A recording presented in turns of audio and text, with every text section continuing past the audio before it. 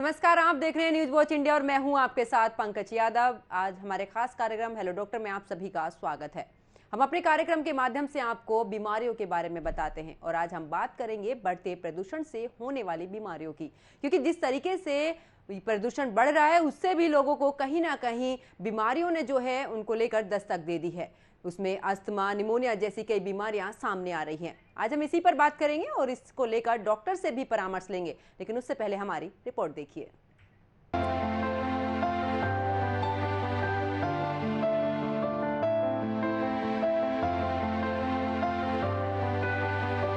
इन दिनों जहां सर्दियों की शुरुआत हो चुकी है, तो वहीं बढ़ते प्रदूषण ने लोगों की चिंता बढ़ा दी है। वायु प्रदूषण में हो रहे इजाफे की वजह से लोगों को काफी परेशानी हो रही है। अस्पतालों में सांस की बीमारियों के मरीजों की संख्या में भी काफी इजाफा देखने को मिल रहा है। अस्थमा, ब्रोंकाइटिस और सीओपीडी के मामलों में इजाफा हो रहा है। वहीं डॉक्टर्स की माने तो बढ़ते प्रदूषण की वजह से बच्चों और बुजुर्गों की सेहत बिगड़ सकती है। ऐसे में ध्यान देना बेहद जरूरी है। डॉक्टर्स की माने तो प्रदूषित हवा में 5 साल छोटे बच्चों और 60 साल से अधिक उम्र के लोगों के लिए काफी नुकसानदायक साबित हो सकता है। इस मौसम में बच्चों में निमोनिया की शिकायत हो सकती है। लोगों में फेफड़ों में इन्फेक्शन होने की वजह से सांस लेने में परेशानी हो सकती है। 5 साल के छोटे बच्चों में लंग्स ग्रोइंग स्टेज हो सकता है। ऐसे में उन्हें जल्दी जल्दी सांस लेनी पड़ती है, जिससे अधिक मात्रा में प्रदूषित हवा लंग्स में जाती है। इसी तरह बुजुर्गों को भी काफी परेशानी हो सकती है, क्योंकि बढ़ती उम्र में फेफड़ों की क्षमता कम होने लगती है। प्रदूषित हवा की वजह से अस्थमा भी हो सकता है। सीओपीडी के मरीजों को भी काफी परेशानी हो सकती है। ऐसे में खास सावधानी बरतने की जरूरत है। बढ़ते प्रदूषण में कैसे रखें ख्याल? प्रदूषित हवा में बच्चों को बाहर न निकालें। बच्चों के मुंह को हल्के कपड़े से कवर करें। बुजुर्ग लोग भी बाहर निकलने से बचें। मास्क लगाकर रखें। धूल और धुएं में ना जाएं। अगर किसी बीमारी की दवा चल रही है तो उसे समय पर लें। 4 दिन से ज्यादा खांसी होने पर चेस्ट एक्सरे कराएं। सांस फूलने में परेशानी होने पर तुरंत डॉक्टर से संपर्क करें। प्रदूषण की वजह से कई तरह की समस्याएं सामने आ सकती हैं और ये कितना खतरनाक हो सकता है। अगर हम बात आंखों की करें तो प्रदूषण की वजह से खतरा हो सकता है। डॉक्टर्स की माने तो आंखों में जलन के अलावा आंखें लाल हो सकती हैं, आंखों से पानी आना और आंखों में खुजली हो सकती है। इसके अलावा आंखों का सूखापन, नाक में जल और मुंह का स्वाद बदलने जैसी समस्या भी सामने आ सकती है। साथ ही गले में दर्द और सूखेपन की शिकायत सामने आती है। आंखों के अलावा प्रदूषण की वजह से बच्चों के मस्तिष्क पर भी काफी खतरनाक असर पड़ता है। एक्सपर्ट्स की माने तो सीने में संक्रमण और निमोनिया के मरीज शामिल हैं। ये स्थिति सिर्फ और सिर्फ वायु प्रदूषण की वजह से उत्पन्न हुई है। इसके साथ ही बच्चों के मस्तिष्क पर दीर्घकालिक प्रभाव भी प्रदूषण की वजह से देखने को मिलता है। बच्चों में चिड़चिड़ापन बढ़ जाता है। खतरनाक केमिकल की वजह से न्यूरोसूजन के भी मामले बढ़ रहे हैं। बुजुर्ग लोगों में प्रदूषण की वजह से स्ट्रोक का खतरा लगातार बढ़ रहा है। एक तरफ से बुजुर्गों में प्रदूषण के वजह से स्ट्रोक का खतरा 10 गुना बढ़ जाता है। बढ़ता प्रदूषण हर एक वर्ग के लिए काफी नुकसानदायक साबित हो सकता है।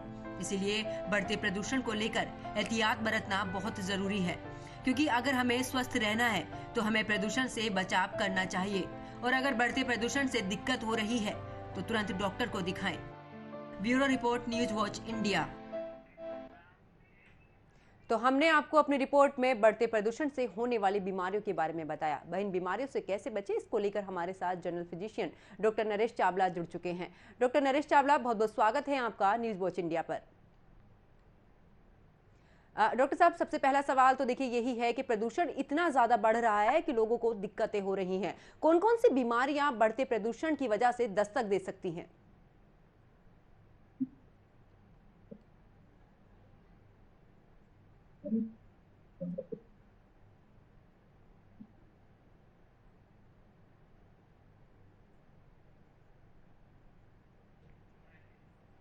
तो देखिए एक बार फिर से डॉक्टर साहब से जुड़ने की कोशिश करेंगे।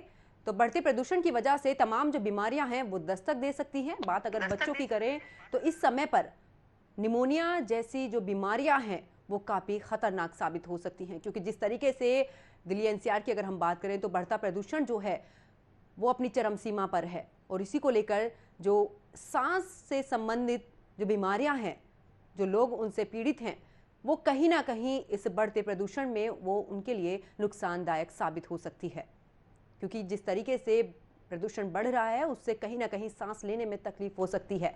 बात सांस से संबंधित बीमारियां ही नहीं बल्कि आंखों में भी ये बीमारी हो सकती है। आंखों में जलन होना, आंखों से पानी आना, ये तमाम तरह की जो परेशानियां हैं वो बढ़ते प्रदूषण की वजह से सामने आ रही हैं। और साथ ही आपको ये भी बता दें कि किस तरीके से अगर प्रदूषण बढ़ रहा है तो सबसे अहम तो यही है कि बच्चों को कम से कम घर के बाहर निकालें, और जो जिनको अस्थमा जैसी बीमारियां हैं वो भी बढ़ते प्रदूषण में मास्क लगाकर ही घर से बाहर निकलें।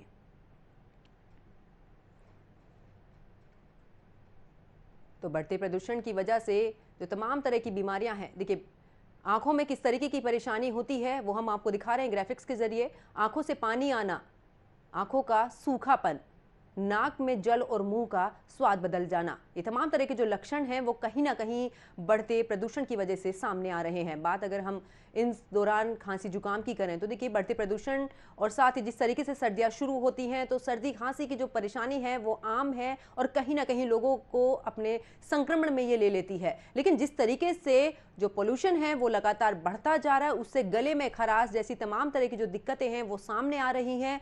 बात अगर हम यहाँ पर बीमारियों की करें तो जो बीमारियां से पीड़ित व्यक्ति हैं वो इस बढ़ते पोल्यूशन की वजह से दिक्कत में आ सकते हैं। तो अगर आपको सबसे ज्यादा परेशानी हो रही है तो तुरंत अपने डॉक्टर से संपर्क करें ताकि बढ़ते प्रदूषण के साथ ही जो बीमारी चरम सीमा पर पहुंच रही है उससे कहीं ना कहीं निजात आपको मिले। तो बढ़ते प्रदूषण की वजह से जो बीमारियां हैं वो आखिरकार अब दस्तक देना शुरू कर रही हैं।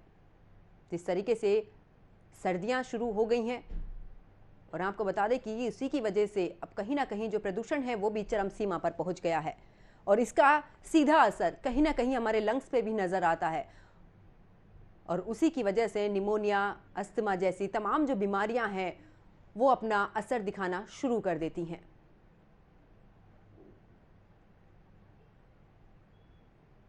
तो आंखों में जलन जैसी ये तमाम तरह की परेशानी जो है वो बढ़ते प्रदूषण में नजर आती है।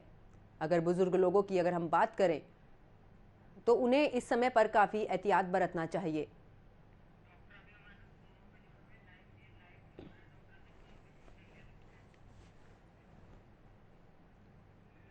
तो हमारे साथ डॉक्टर नरेश फिर से जुड़ चुके हैं, उनका रुख करते हैं। डॉक्टर साहब देखिए जिस तरीके से जो पोल्यूशन है वो चरम सीमा पर है, आखिरकार कौन कौन सी बीमारियां इस दौरान दस्तक दे सकती हैं? देखिए वैसे तो सब किस्म की बीमारियां पोल्यूशन से ज्यादा होती हैं, लेकिन जो ज्यादा हमें ऑब्वियस बीमारियां हैं वो हैं जो सांस की बीमारियां हैं, जो हमारे जहां से हम सांस लेते हैं, नाक से लेके एलर्जिक राइनाइटिस, गले में एलर्जिक फेरेंजाइटिस और सबसे इम्पोर्टेंट छाती में जिसको हम एलर्जिक ब्रोंकाइटिस कहते हैं, वो बीमारियां होती हैं। और जिनको ये बीमारियां पहले से होती हैं, कुछ कुछ सांस की बीमारियां, उनमें एकदम बीमारी बढ़ जाती है। और इसके अलावा नॉट ओनली दिस, जो बच्चों को पहले से कोई बीमारी चल रही है, बड़े बूढ़ों को जिनको कोई पहले से हार्ट डिसीज है, लंग डिसीज है, किडनी डिसीज है या कोई भी उनको कोई ब्लड प्रेशर या शुगर की बीमारी है, तो उसमें सब में एक गिरावट सी आना शुरू हो जाती है। तो दैट मीन्स कि पोल्यूशन अब हर चीज का एक स्पॉइलर है। स्पॉइलर मीन्स बिगाड़ने वाला है जी। तो इसलिए प्रदूषण आप सोच के देखिए, हमारे मुंह में, हमारे शरीर में दो ही ऐसे छेद हैं, एक खाना खाने का छेद जो मुंह कहते हैं और जो एक सांस लेने का जो हम नाक से भी लेते हैं और कुछ मुंह से भी ले सकते हैं। तो दैट मीन्स कि every time we breathe polluted air, तो हम गंदी हवा का सांस ले रहे हैं, उससे तो बीमारियां ही बीमारियां हैं। ये समझ लो कि हमें हिंदुस्तान में इसकी आदत सी पड़ गई है, दिल्ली शहर में, एनसीआर में आदत सी पड़ गई है कि हम सांस लेते हैं। जो विदेशी हिंदुस्तान में आते हैं वो तो देख के हैरान होते हैं कि इतने हैवी पोल्यूटेड एयर में आप लोग सांस कैसे ले पाते हैं। बिल्कुल, सबसे बड़ी चिंता का विषय तो यही है। देखिए डॉक्टर साहब की जो पोल्यूशन है वो जो है वो चरम सीमा पर है। डॉक्टर साहब देखिए जिस तरीके से कोरोना की बात अगर हम करें तो कोरोना में कहीं ना कहीं जो लंग्स हैं उस पर सबसे ज्यादा इफेक्ट पड़ा है और जिस तरीके से पोल्यूशन बढ़ रहा है और हम जो सांस ले रहे हैं उसका असर कहीं ना कहीं लंग्स पर पड़ता नजर आ रहा है।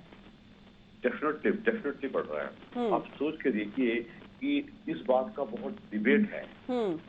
इस डिबेट क्या है कि क्या जो हम कोरोना ने कितना नुकसान किया, लेकिन इस बात का कोई डिबेट नहीं कि नुकसान तो किया ही किया है जी। अब वो कितना नुकसान का जजमेंट करना बहुत मुश्किल है। इसके लिए अभी और रिसर्च होगी और डेटा बता पाएगा हमें। लेकिन नो डाउट कहीं कोरोना तो चलो हम अवॉइड नहीं कर सकते थे। कोरोना तो एक पैंडेमिक की तरह आया और सबको नुकसान किया। लेकिन ये जो प्रदूषण है ये तो रोजमर्रा की चीज बन गई है। सारा साल चलता रहता है और आखिरी के कुछ सर्दियों के महीनों में ये दिवाली के आसपास एकदम बिगड़ जाता बिल्कुल। है। डॉक्टर नरेश चावला, मैं फिर से आपके पास लौटूंगी। कुछ दर्शकों को कुछ अहम चीजें हैं पोल्यूशन को लेकर वो बताने की जरूरत है। तो देखिए, जिस तरीके से जो पोल्यूशन है वो लगातार बढ़ता जा रहा है और इसी की वजह से तमाम जो परेशानी है वो सामने आ रही है। जिस तरीके से बात अगर हम कोरोना की करें तो कोरोना काल में कहीं ना कहीं जो वायरस था उसने सभी को, जो उनके लंग्स हैं, कहीं ना कहीं उस पर अपना असर जरूर डाला है। और जिस तरीके से पोल्यूशन बढ़ रहा है तो वो भी हमारे लंग्स पर ये दिक्कत पैदा कर सकता है और अस्थमा, निमोनिया जैसी जो तमाम बीमारियां हैं वो हमें हो सकती हैं। और इसी को लेकर हमें एहतियात बरतना बेहद जरूरी है। देखिए, आप अगर दिल्ली एनसीआर में हैं या जिस जगह पर सबसे ज्यादा पोल्यूशन है वहां पर सबसे अहम तो यही है कि आप मास्क का इस्तेमाल जरूर करें। घर के बाहर अगर आप जाते हैं तो मास्क पहनकर जाएं और अगर जब वापस आते हैं तो उस वक्त अपनी जो आंखों को है वो साफ ठंडे पानी से जरूर साफ करें, क्योंकि आंखों में जलन होना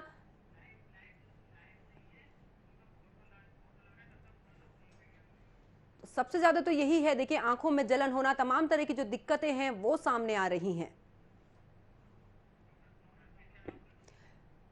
तो चलिए रुक करते हैं, एक बार फिर से हमारे साथ डॉक्टर नरेश चावला जुड़े हुए हैं। डॉक्टर साहब, अभी हम जिस तरीके से कोरोना के समय की बात कर रहे थे कि आखिरकार लंग्स पर कितनी परेशानी हो सकती है, तो कौन कौन सी, जिस तरीके से अस्थमा की अगर हम बात करें तो कितना चरम सीमा पर पहुंच सकता है इस पोल्यूशन में? देखिए, अस्थमा पहले से एक सांस की बीमारी है। जैसा कि मैंने पहले भी जिक्र किया था, ऑल दोज पीपल जिनको कोई बीमारी पहले से है, अस्थमैटिक ब्रोंकाइटिस पहले से है, सीओपीडी पहले से है या दूसरी डिसीजेज हैं, वो बिगड़ जाती हैं, वो आउट ऑफ ट्यून चले जाती हैं। और साथ में जैसे कि दिल्ली शहर में हमने देखा कि साथ में आजकल वायरल फीवर चल रहा है। जी, बिल्कुल। दो का कॉम्बिनेशन आप ध्यान से देखिए। हम तो दिल्ली में देख रहे हैं, मैं नॉर्थ दिल्ली में प्रैक्टिस करता हूँ, तो मैं देखता हूँ कि एकदम लोगों को, छोटे बच्चे जो अंडर 5 हैं, जो एल्डरली ग्रुप है, उनका तो और भी बुरा हाल है।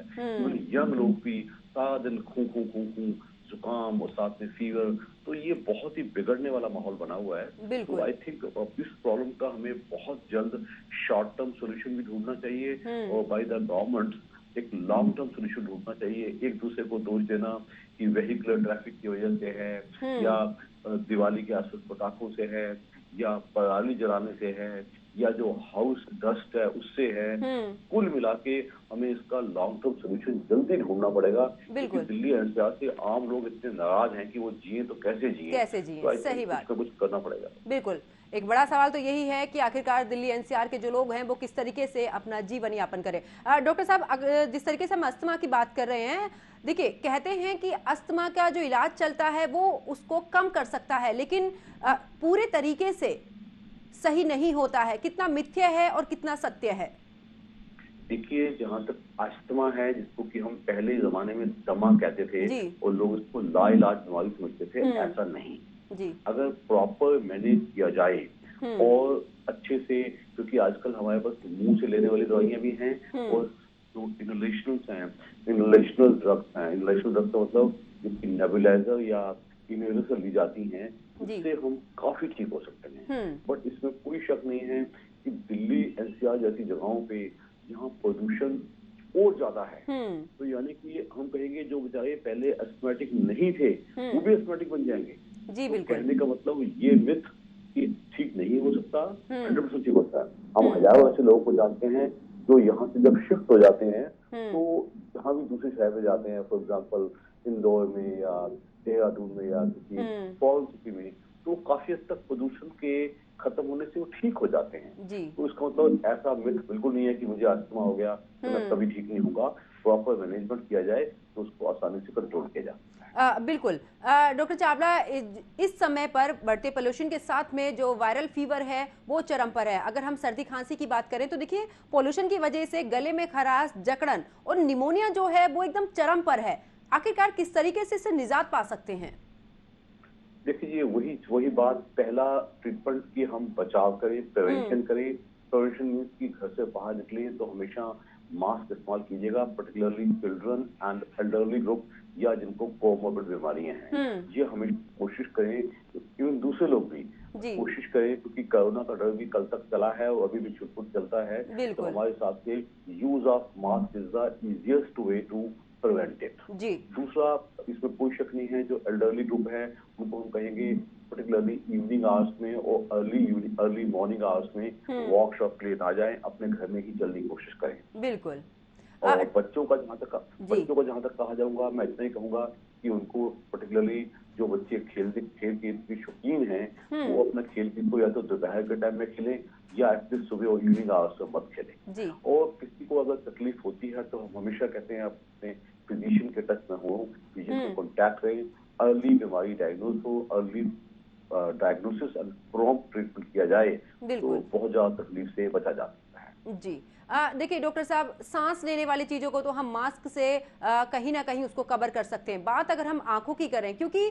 जो बढ़ता पोल्यूशन है वो कहीं ना कहीं आंखों पर सबसे ज्यादा इफेक्ट करता है, आंखों में जलन होना, आंखों से पानी आना, तो उससे किस तरीके से हम राहत पा सकते हैं, उसके लिए आखिरकार ऐसा क्या करें?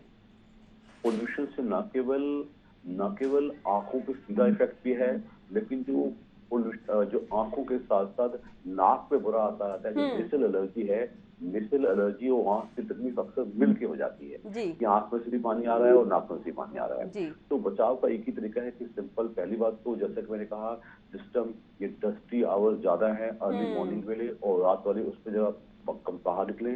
और दूसरा, आप सिंपल अपनी आंखों को थोड़ा सेक कर सकते हैं अगर आपको ऐसा हो भी गया है। और प्लस जो ड्रॉप्स आते हैं, एस्ट्रिंजेंट ड्रॉप्स आते हैं, जी जो वो आंख में डाले जाएं तो इंसान ठीक हो सकता है। और अगर फिर भी कोई आंखों का इन्फेक्शन भी साथ में है तो कोई भी एंटीबायोटिक ड्रॉप्स इस्तेमाल किए जा सकते हैं। बिल्कुल डॉक्टर साहब, एक कॉलर हमारे साथ जुड़ चुके हैं, उनका रुख करते हैं आखिरकार उन्हें क्या परेशानी है। दिल्ली से राहुल हमारे साथ जुड़े हैं। राहुल, बहुत बहुत स्वागत है आपका हमारे कार्यक्रम में। और राहुल, सबसे पहले तो यही कि क्या समस्या है आपको? कि जैसे जैसे शाम होती है तो प्रदूषित हवा है तो उसके कारण आंखों में काफी जलन होने लगती है और स्किन एलर्जी टाइप की होती है, हल्की हल्की रैशेस, खुजली टाइप की होने लगती है। इसका कुछ उपाय बताइए डॉक्टर। देखिए सुनो, जैसे कि मैंने पहले कहा, the best treatment is prevention. जितना हो सके, अगर आपको आंखों की एलर्जी ज्यादा है तो ट्राई टू स्टे इंडोर्स, घर के अंदर रहिएगा। आप कहेंगे घर के अंदर सारा जान तो नहीं रह सकता इंसान, कुछ तो करना पड़ेगा। तो उसके लिए अपने आप नेत्र विशेषज्ञ के संपर्क में लिए। अगर आप कुछ नहीं दिखाना चाहते तो सिंपल कोई भी एंटी एलर्जिक टैबलेट, जो कि बड़े आराम से सेट्रिजिन या फेक्साफेराडिन एलिग्रा नाम से आती हैं, वो एक टैबलेट डेली खाई जाए तो एलर्जी से आप बहुत अच्छे से बच सकते हैं। इसके अलावा सबसे बड़ी चीज होती है कि आप आंखों को मलिएगा नहीं। जो लोग भी आंखों को ज्यादा मलते हैं वो अपनी आंखों को और बिगाड़ बैठते हैं। उनको थोड़ा सा अपने किसी गर्म हवा से थोड़ा सेक कर सकते हैं, उससे थोड़ा सा पेशेंट को हॉट फर्मेंटेशन हो जाता है और पेशेंट ठीक हो जाता है। लेकिन जो बहुत विगरसली अपनी आंखों को मलते हैं और मसलते हैं, वो तकलीफ को बिगाड़ लेते हैं। और इसके अलावा जैसे कि मैंने कहा, एंटी एलर्जिक ड्रॉप्स भी बड़े नाम से आते हैं, एंड्रे नाम से, आईक्यूल नाम से, वो डाले जा सकते हैं। और फिर भी अगर तकलीफ रहती है तो you must contact your eye specialist. बिल्कुल। राहुल, कोई और सवाल आपका? मैम एक सवाल ये है मेरा कि जो सांस फूलने वाली जो समस्या होती है धूल के कारण, और काफी शाम जैसे जैसे बढ़ती है तो हवाएं जो उनके साथ धूल और प्रदूषण काफी बढ़ता जाता है शाम को फैक्ट्री और सुबह, और ये शाम को ज्यादा दिक्कत होती है। इसका कुछ उपाय बताइए। और जैसा कि मैंने पहले कहा Rahul, the best treatment is prevention. आप अपनी शेड्यूलिंग दिन भर की ऐसे कीजिए कि आप सुबह और शाम के टाइम बाहर ना रहिए। पर्टिकुलरली जब धूप के आवर्स में उस टाइम निकलेगा, उस टाइम थोड़ा ठीक हो जाता है। और दूसरा तो चाहे वो नाक की एलर्जी हो या सांस की एलर्जी हो, उसके लिए प्रॉपर उसकी कई ग्रेडिंग्स होती हैं। तकलीफ बहुत ज्यादा है, बहुत कम है। अगर बहुत कम है तो आप, मैं समझता हूँ, सिंपल स्टीम इनहेलेशन से, भाप लेने से ठीक हो जाता है, तो एंटी एलर्जिक टैबलेट ठीक हो जाता है। अगर फिर भी तकलीफ रहती है तो उसके लिए ब्रोंकोडायलेटर्स इस्तेमाल किए जाते हैं, जो इनहेलर्स में, नेबुलाइजर में इस्तेमाल किए जाते हैं। उसके लिए आपका फिजिशियन आपको गाइड कर सकता है। सर जैसे हम लोग सर दिन भर काम करते हैं बाहर फील्ड में वर्किंग करते हैं सर, उसका कुछ उपाय बताइए कि जिससे आसानी से मतलब कि हम लोग बच सकें और अपना काम भी कर सकें, क्योंकि हमेशा सर पॉसिबल नहीं हो पाता है कि सुबह शाम इसका कुछ उपाय बताइए। बिल्कुल ठीक कहा आपने। तो उसके लिए जैसे भी मैंने कहा, क्योंकि आजकल हर चीज के इलाज बड़े अच्छे मौजूद हैं। सिंपल एंटी एलर्जिक टैबलेट से लेके जो कि एलिग्रा या सर्जिल नाम की टैबलेट मार्केट में मिलती हैं, वो ली जा सकती है। और सांस की तकलीफ ज्यादा होती है तो ब्रोंकोडायलेटर्स होती हैं, जो कि गोली की फॉर्म में भी आते हैं और इनहेलर या नेबुलाइजर फॉर्म में मिलते हैं। तो ये सब पेशेंट्स को, दैट डिपेंड्स ऑन किस पेशेंट्स को कितना ट्रीटमेंट चाहिए। एक जनरलाइज ट्रीटमेंट नहीं दिया जा सकता। और अगर सिंपलेस्ट है तो मेरे हिसाब से हजारों लाखों लोग अपने दिन में पानी ज्यादा पीना सबसे अच्छा इलाज। आप अपने शरीर को हाइड्रेटेड रखिएगा, दिन में कम से कम 3 पानी जरूर पीजिएगा। अपनी फ्रूट की खपत बढ़ाइएगा, बाहर की खाने की चीजें और जंक फूड वगैरह को अवॉइड कीजिएगा, स्टिमुलेशन कीजिएगा। ये सिंपल लिविंग मेजर्स हैं जो आपकी तकलीफ को थोड़ा सा सपोर्ट करते हैं। बिल्कुल। राहुल, कोई और सवाल आपका?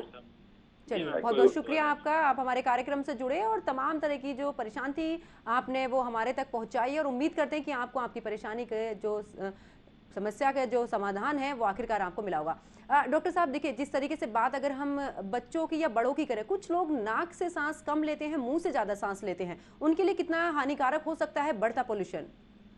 देखिए, नॉर्मली भगवान ने जो हमें बनाया है वो नाक से सांस लेने का ही सिखाया है।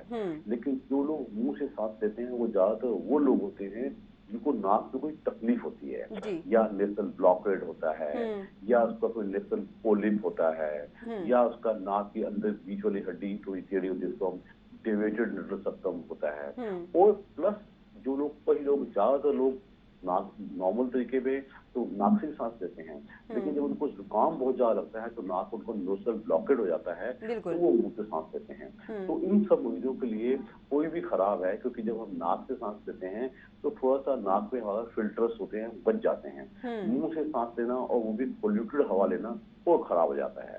इसके लिए मैं हमेशा समझता हूँ अपने फिजिशियन या अपने ईएनटी स्पेशलिस्ट के संपर्क में रहिए। वो नाक की कंडीशन को डायग्नोज करेंगे, नेसल कोई ड्रॉप्स देंगे जो कि एंटी एलर्जिक भी हो सकते हैं, नेसल स्टेरॉइड्स भी हो सकते हैं, उससे आप आराम पा सकते हैं। बिल्कुल।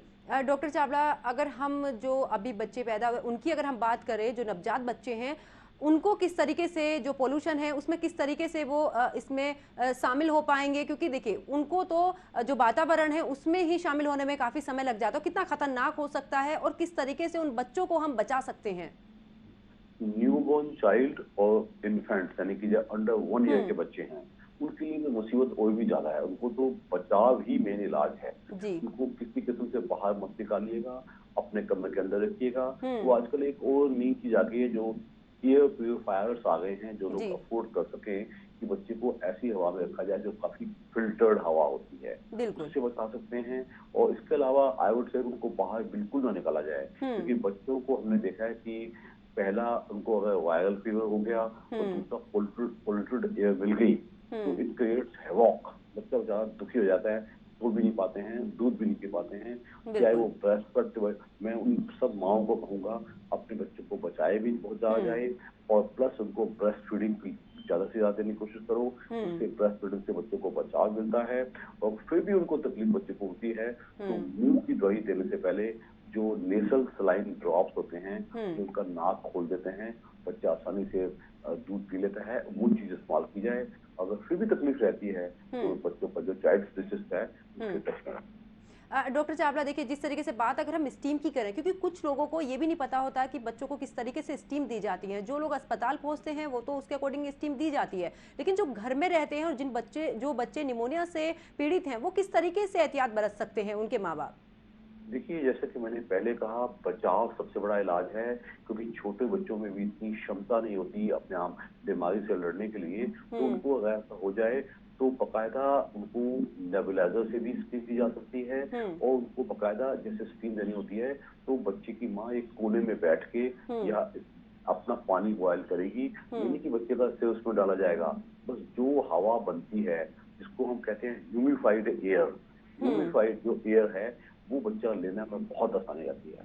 हमने ऐसे बच्चे देखे हैं जो बेचारे पूरी रात होते रहते हैं, सो ही नहीं पाते, उनको ये ह्यूमिफाइड एयर दी जाती है, उससे फायदा होता है। उसका तरीका क्या है कि छोटे कमरे में पानी बॉयल किया जाए, वो पानी लगातार लंबा चलता जाए, क्योंकि जैसी ये हवा ह्यूमिडिफाइड होती है बच्चा सांस ले लेता है, और जैसी ड्राइड एयर अंदर जाती है बच्चा सांस नहीं ले पाता है। और इससे ऊपर तो मैं कहूंगा कि जो बकायदा आजकल छोटे बच्चों के लिए नेबुलाइजर मौजूद हैं, तो बच्चों का पीडियाट्रिक नेसल मास्क आता है, उससे बच्चा सांस ले सकता है और उससे सांस खोला जा सकता है। चलिए, बहुत बहुत शुक्रिया डॉक्टर नरेश चावला, आप हमारे कार्यक्रम से जुड़े और तमाम तरह की जो जानकारी है वो आपने साझा की। तो देखिए, जिस तरीके से पोल्यूशन बढ़ता जा रहा है, तमाम तरह की जो परेशानी हो रही है उसको लेकर आज हमने चर्चा की है, और किस तरीके से इस बढ़ते पोल्यूशन में बीमारियों से निजात पा सकते हैं, वो तमाम तरह के सुझाव हमने अपने कार्यक्रम के माध्यम से आपको पहुंचाए हैं। तो मेरे साथ फिलहाल इतना ही। एक और नए कार्यक्रम के साथ में मैं फिर हाजिर होंगी, नई बीमारी नए समाधान के साथ। तब तक मुझे दीजिए इजाजत। नमस्कार।